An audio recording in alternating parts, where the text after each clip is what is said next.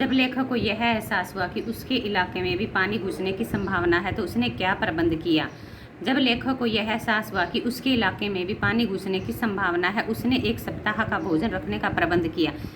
उसने किताबों के अलावा गैस की स्थिति के बारे में पत्नी से जानकारी ली। उसने ईंधन, आलू, मोमबत्ती, सिगरेट, पीने का पानी और नींद की गोलियों का भी प्रबंध किया। 9th क्वेश्चन देखो, बाढ़ पीड़ित क्षेत्र में कौन सी बीमारियों के फैलने की आशंका रहती है। बाढ़ पीड़ित क्षेत्र में अक्सर पकाही घाव हो जाते हैं।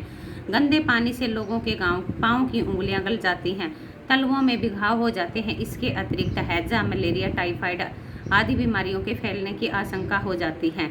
अब 10वां क्वेश्चन ध्यान से सुनो। नौजवानों के पानी में उतरते ही कुत्ता भी पानी में कूद गया।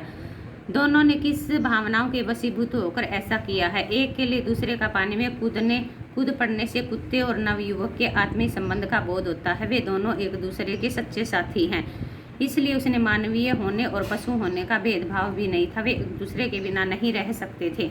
कुत्ते को और नाव में स्थान नहीं दिया जाता था और नवयुवक भी नाव में नहीं बैठता। युवक के बिना कुत्ता नहीं रह सकता, इसलिए वह बिना किसी डर के पानी में कूद पड़ता है।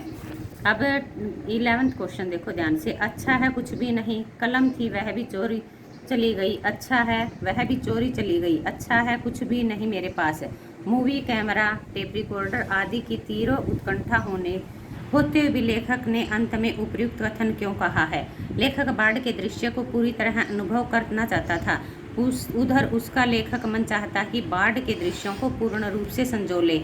यदि उसके पास मूवी कैमरा या टेप रिकॉर्डर या कलम होती, बाढ़ का निरीक्षण करने की बजाय उसका चित्रण करने में लग जाता, तब जीवन को साक्षात भोगने का अवसर उसके हाथ से निकल जाता।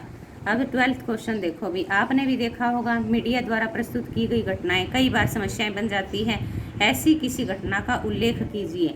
मीडिया जहां समस्याओं की ओर हमारा ध्यान खींचकर उसका हल प्रस्तुत करता है, वह कभी कभी वे ऐसी समस्याएं हल की अपेक्षा उन्हें बढ़ावा देते हैं। कुछ दिन पूर्व रेल में लगाई आग को इस रूप में प्रस्तुत किया गया, जिससे रेल में लगी आग में मरे लोगों की पहचान करने और अन्य सहायता के काम करने की अपेक्षा लोगों में सांप्रदायिकता की भावना को भड़का दिया था। इस प्रकार मीडिया कभी कभी समस्याओं के हल की अपेक्षा समस्याएं उत्पन्न कर देता है।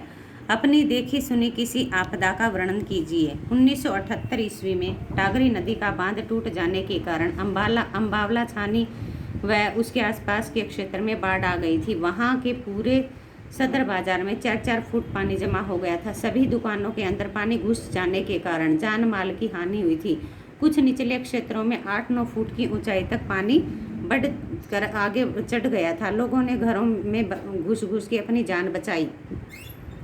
अनेक दूध बेचने वाले ग्वाले भी मरकर इस बाढ़ में बह गए थे। दूसरे दिन जब पानी उतरा तो पता चला लोगों को पानी में डूबने के लिए उनके साथ बच्चे और बूढ़े भी काफ़ी मर चुके थे। उस बाढ़ के दृश्यों को देखने वाले लोगों के दिल आज भी उन्हें याद करके दुख से पीड़ित हो जाते हैं।